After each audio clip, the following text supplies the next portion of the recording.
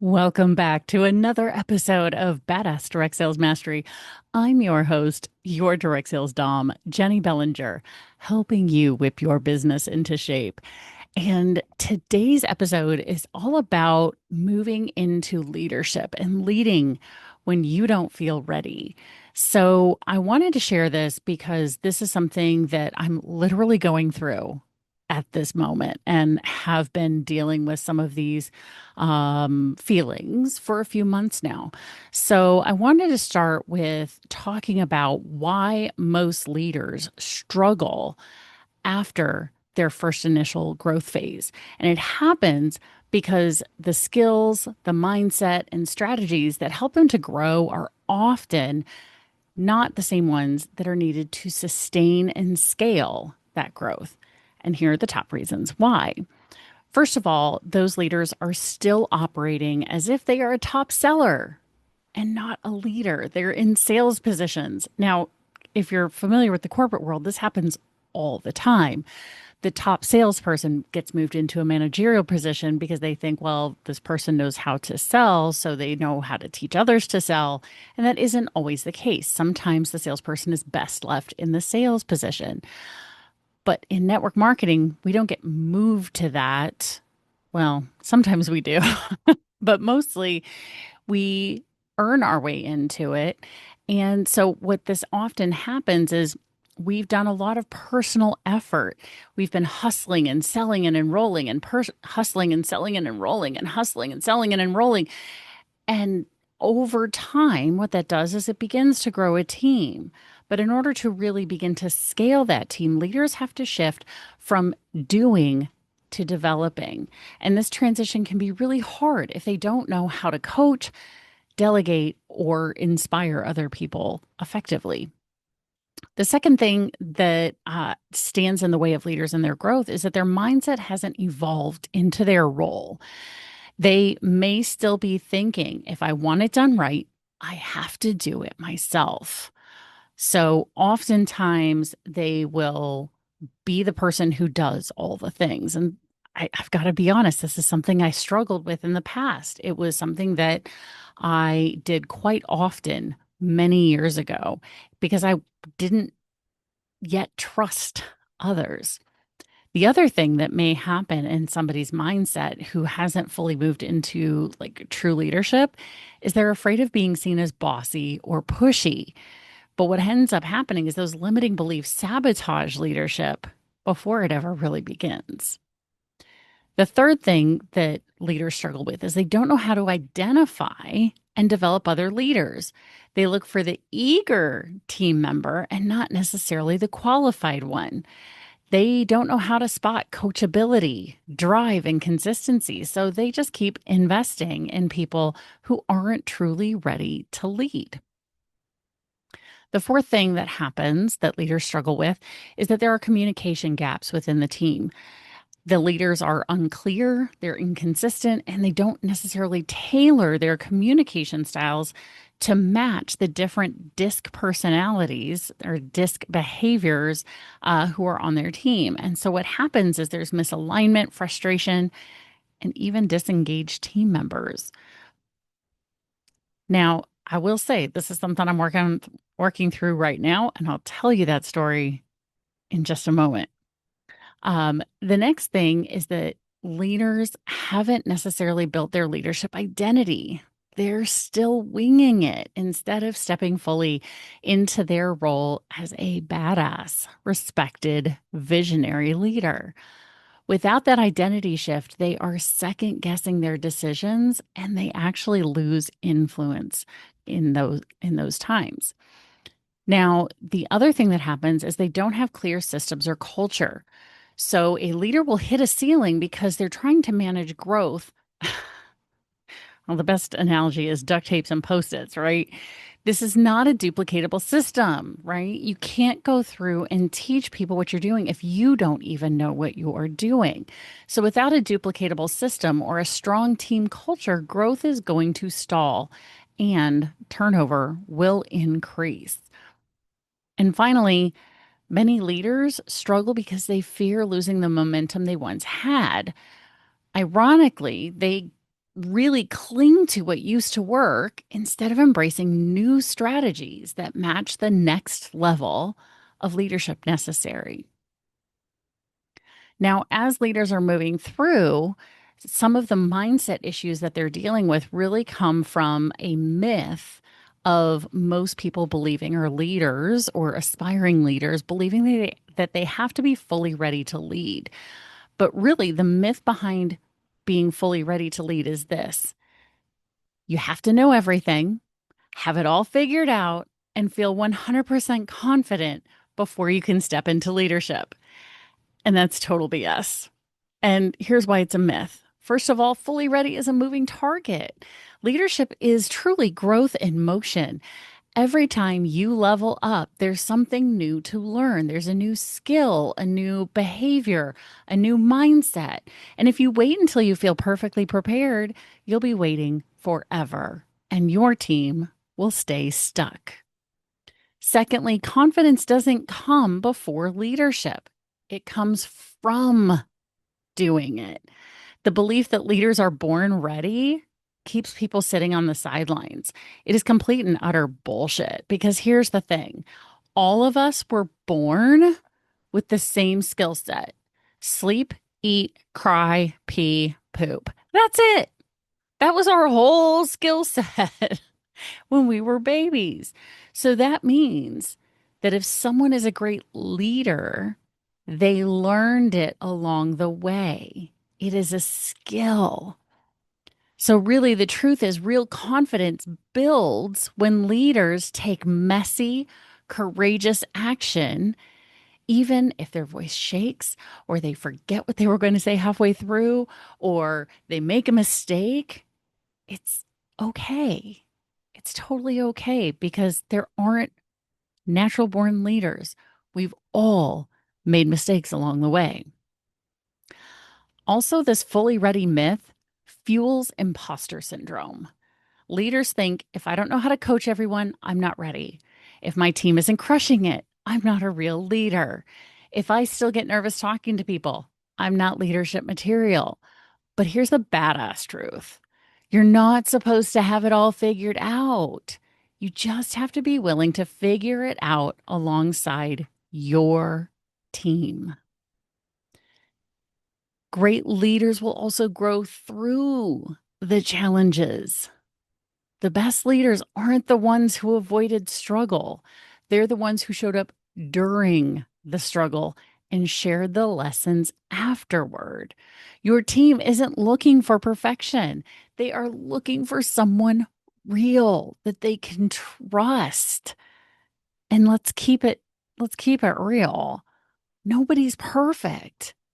So, for leaders to expect perfection, or to expect that their team expects perfection, is really what ends up holding some people back from really jumping into the leadership that they were designed and destined to do.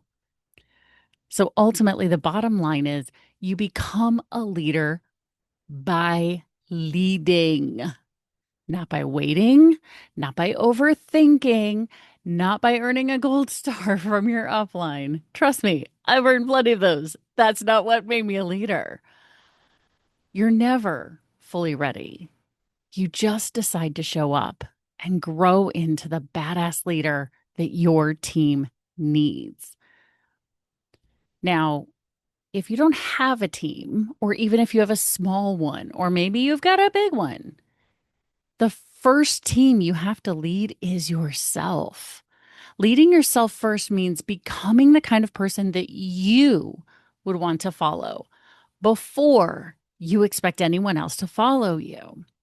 It's about taking radical ownership of your mindset, your habits, and your integrity. So your leadership isn't just taught, it's modeled. So here's how to lead yourself first. You have to, number one, know your vision and remind yourself of your vision often. If you are not clear on where you're going, how can you expect your team to follow you with confidence? Define what you're building. Revisit this whenever your motivation dips, because motivation, y'all, is like showers. You got to do it every day. So Check in with your vision when you're not feeling motivated and speak your vision out loud and speak it often. Remind yourself what your vision is, and you will want to follow that. You will stick with it. Secondly, do the work before you ask others to do it. If you want your team to show up daily, are you showing up daily to your business? So show up daily. If you want them to prospect, post, or follow up, then you damn well better be doing it too, because leadership is not about perfection. It's about alignment. You've got to be doing the things, because if they don't see you doing it, if you don't see you doing it, you're not going to feel comfortable asking others to do the same. Make sure you create structure and discipline for yourself, especially for when no one else is watching. High performers don't wait for motivation, they run on commitment. You've probably heard my episode with Jordan Adler before, where he said, I do what I commit to, not how I feel. So, what does that mean? That means set regular business hours for yourself or business minutes. If you don't have hours, set 15 minutes, 10 minutes to do income producing activities. Plan your week. Go through, look at what's happening this week, and check and see what are the things that need to get done now, and then follow through. Now, here's the thing. If you already have a team, they may not see what you're doing. So in other words, share it, but they'll definitely feel the progress and the productivity that you are feeling and creating for yourself. Leading yourself also means keeping in check your self-talk. Your inner critic is not your business coach. Would you follow someone who talks to themselves the way that you talk to yourself? No. So it's time to clean that up and lead your inner dialogue. You also want to make sure you track your actions, not just your intentions. Leaders measure what matters, whether it's reach outs, follow ups, presentations, demos. You know your numbers. When you track it, you own it. So, for example, what I used to do, I knew my company's formula for success. I was with a party plan company, so it was 5 parties, 1 team member. 5 parties, 1 team member every month. So I tracked it in my planner, because back in the day I had a paper planner. Oh my God, I know y'all are probably, some of those who know me really well are having a heart attack right now, but this was before digital. But I had a paper planner. And at the top of the paper planner, I had 5 and 1 at the top of every month. And as I had a party and put it into the system, checked it off, made it 4. When I enrolled someone, ticked it off. Now everyone that I enrolled after that was a bonus. And I kept track of it every single month. How many parties was I doing? How many new team members was I enrolling? When I moved to a digital calendar, I kept a Post-it note on my refrigerator. 5 and 1. That's all it was. Just a simple Post-it note. And as I put in a party, I'd go to the refrigerator, cross out the 5, make it a 4. I tracked what mattered. And that was it. Didn't matter how many times I posted online. What mattered was how many parties I entered, how many people I recruited. Next, you've got to make sure you invest in your growth as a leader. If you, as a leader, need help becoming a leader of you, invest in your growth. This means hire a coach, read a book, do the course, listen to more podcasts, get feedback. But you can't lead people further than you yourself are willing to grow. In order to lead yourself, you also have to make sure you protect your energy. Say no to the drama. Set boundaries with any energy vampires. Feed your mind, move your body, do the meditation. Hint, hint, something's coming. Your vibe sets the tone for your tribe. When you lead yourself first, your team feels it. They will mirror your habits, your energy, your consistency, and your confidence. If you want to lead a team of badass builders, then fucking be one. That's all. I mean, it's not hard, people, right? So let me share with you what's been going on with me personally in my own life behind the scenes here. So for the last few months, I have in my BNI world stepped into the role of secretary treasurer in my chapter. Now, I was not supposed to be the first person who was going to be the secretary treasurer for my chapter, but life happened and the universe said, "Oh, Jennie, you want to learn about how to handle finances? Here, handle the finances of 35 other people." And I stepped up to the challenge. It was scary, but I set up systems, processes. I moved what was a paper driven system from the previous secretary treasurers before me, moved it to digital so I could do it anywhere. It didn't matter. I set up regular time every single week for me to do my secretary treasurer things outside of the meeting that needed to be done. And because of all this, I've been asked to be the president of my chapter for next year. Now, this is something that I've done before, but still, the chapter that I led 10 years ago was not as big as the chapter that I'm in right now. So my first thought was, okay, I guess I'll do it. Yeah, okay, I'll do it. I'll do it. I've done it before. I can do this. I can do this. And before I'm even official, there's already some challenges that are presenting themselves. There are some people who are concerned about me stepping into leadership because, well, I don't really know why. Nobody's given me a specific reason why, although one person did tell me why. And what she said to me was, she was concerned that I was going to make too many changes all at one time, that there was going to be a big shift. And I was able to reassure her because she was willing to share with me. I was able to reassure her that, look, I'm running my own business, running my podcast. I have kids. I'm a single mom. I don't have the energy or nor am I able to put forth the effort to change the course of the Titanic quickly. So my goals, so then remember I told you about sharing the vision? I had sat down and come up with my vision and what I wanted to see and what I could tell that this group of people needed at this point in time, which is a better experience. So I took a look at what is that? What is the better experience? Well, honestly, I'm not going to know until I talk to people. So by sitting down and meeting with the members, I'm able to learn what is the experience that they would like to have.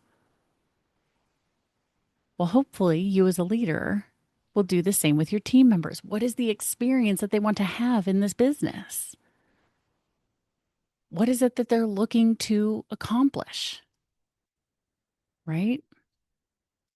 I also took a look at not only for the experience, but taking a look at how do we keep the people who are around? Well, if we help people have a good experience, then keeping them around, team retention, because if you want to grow a team, you have to keep the people you've got.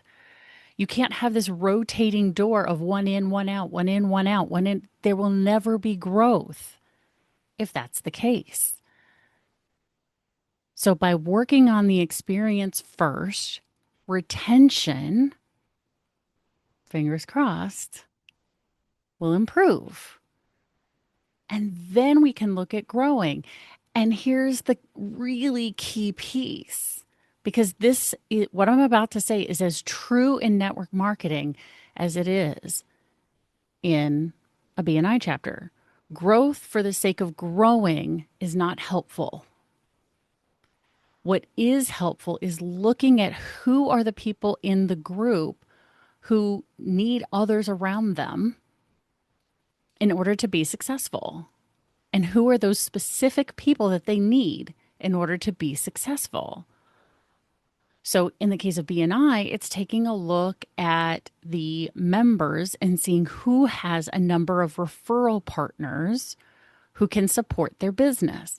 If they don't have enough referral partners, we're going to look at adding those referral partners so that they get what they want from their experience. In the world of network marketing, what that looks like is the people who identify as wanting to be leaders. In order to be leaders, you get to help them be, lead themselves, and then help them grow their team, retain their team members, teach them how to coach, teach them how to lead. So hopefully that helps, because I'm right now going through my own leadership growth spurt. So, in order to help me get better at that, I created a guided meditation for myself. So, if you, like me, have been playing small or been doubting your impact, I invite you to listen to the Embodying Badass Leadership Meditation. It will reignite your belief and help you call in what is next. So go to badassdirectsales.com/badass leadership meditation in order to sign up. And of course, the link is in the description of YouTube and in the show notes of your podcast app. So thank you so much for listening here. I really hope you found this to be helpful. Reach out, let me know. I'd love to hear it. But if nothing else, I want you, if you want to be in leadership, to listen to that guided meditation. I invite you to check it out today. And Badass Crew, stay tuned, because you know what's happening. There's another badass episode on its way.